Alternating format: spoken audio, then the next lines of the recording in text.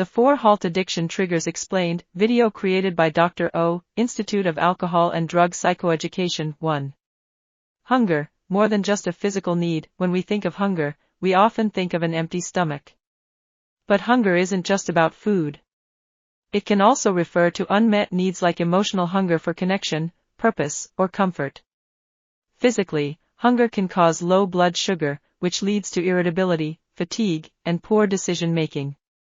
When someone in recovery feels this way, they might not realize they're simply hungry and instead mistake it for a craving for drugs or alcohol. How to manage hunger: eat regular, balanced meals to keep energy levels steady, carry healthy snacks to avoid sudden hunger, check in with yourself. Are you truly craving a substance, or are you just hungry? Staying well-nourished supports both physical and emotional stability, making it easier to handle recovery challenges. Point 2.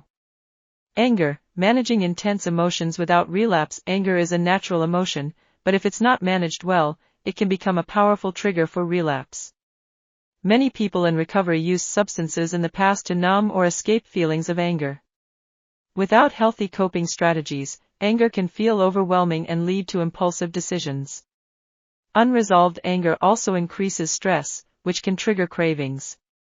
Learning how to recognize, express, and release anger in healthy ways is important. Healthy ways to cope with anger: pause and breathe deeply when you feel anger rising, use journaling to process your emotions privately, talk to a trusted friend, sponsor, or counselor to vent in a safe space, engage in physical activity, like walking or exercise, to release tension. Anger isn't bad, but holding on to it can be harmful. Learning to deal with anger constructively is a key part of emotional health in recovery. Point 3. Loneliness, the silent trigger. Loneliness can be one of the most dangerous triggers because it's often hidden.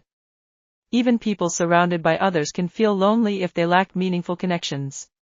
In recovery, loneliness can lead to feelings of isolation, sadness, and low self-worth, which may trigger the desire to use substances as a way to cope. Many individuals in recovery struggle with loneliness, especially if they've distanced themselves from old friends who used substances.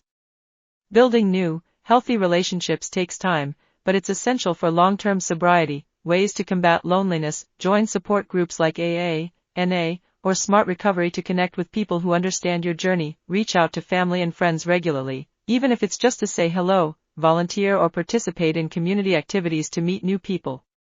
Adopt a hobby or interest that brings you joy and connects you with others. Remember, you are not alone in recovery.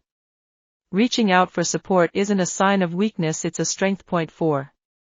Tiredness, the overlooked risk factor. When we're tired, everything feels harder.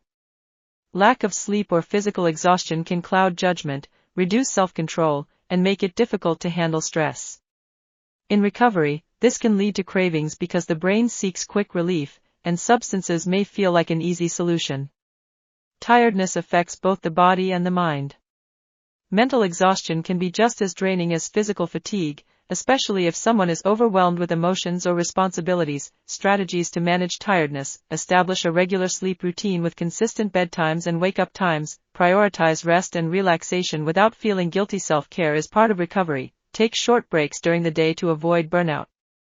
Practice mindfulness or relaxation techniques to recharge mentally, listening to your needs and giving yourself permission to rest can reduce stress and prevent relapse. Reference: Virtue Treatment Center.